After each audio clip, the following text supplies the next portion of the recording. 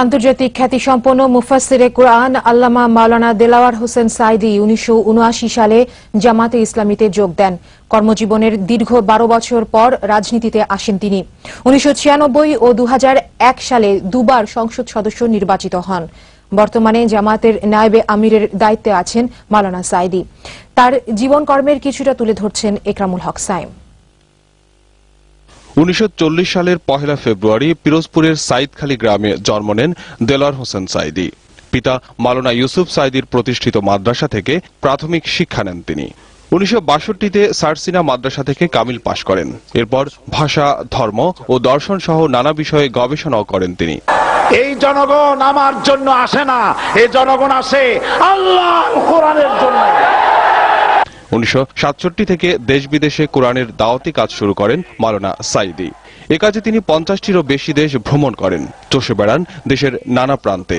বিড়ালের মতো 500 বছর বেঁচে থাকার কোনো লাভ নাই, সিংহের মতো 1 ঘন্টা বাঁচতে চাই। এ পর্যন্ত তার লেখা 72টি বই প্রকাশিত হয়েছে। এর মধ্যে তাফসিরে সাঈদী ও সিরাতে সাইদুল মুরসালিন অন্যতম। সেই ব্যক্তির মর্যাদাই শ্রেষ্ঠ যে ব্যক্তি আল্লাহকে ভয় করে। ইন্না আকরামাকুম ইনদাল্লাহি আতকাকুম। দেলাওয়ার হোসেন সাঈদী 1979 সালে জামাতে ইসলামীতে যোগ দেন। 1996-তে তিনি পিরোজপুর সদর আসন থেকে নির্বাচিত হয়ে সংসদীয় দলের নেতা মনোনীত হন। 2001-এ তিনি পুনরায় সংসদ সদস্য নির্বাচিত হন। সবশেষ জামাতের নায়েবে আমিরের দায়িত্বে রয়েছেন আল্লামা দেলাওয়ার হোসেন সাঈদী। 1973 সন পর্যন্ত আমি বাংলাদেশের কোন রাজনৈতিক দলের নেতা এবং কর্মী ছিলাম না। আমি রাজাকার নই।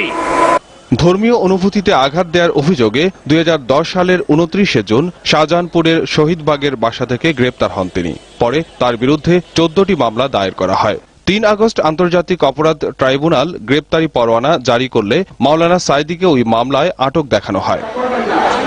4 ছেলের জনক সাঈদীর আটক অবস্থায় বড় সন্তানের মৃত্যু হয়। সন্তানের লাশ ঘাড়ে করার চাইতে বড় বোঝা বাপের জন্য আর কিছু নাই। এর কিছুদিন আগে মারা যান তার মা। প্যারোলে মুক্তি পেয়ে এই 2 আপনজনের জানাজায় ইমামতিও করেন তিনি। 2011 সালের 3 অক্টোবর সাঈদীর বিরুদ্ধে 20টি অভিযোগ এনে চার্জ গঠনের আদেশ দেয় ট্রাইব্যুনাল। প্রসিকিউশন থেকে বলা হয়, মুক্তিযুদ্ধের সময় দেলোয়ার শিকদার নামে মাওলানা সাঈদী মানবতা বিরোধী অপরাধের সাথে সম্পৃক্ত ছিলেন। তবে দেলাওয়ার হোসেন সাঈদী আর দেলোয়ার শিকদার এক ব্যক্তি নন বলে আদালতে যুক্তিতর্ক উপস্থাপন করেন তার আইনজীবীরা। একরামুল হক সাইম।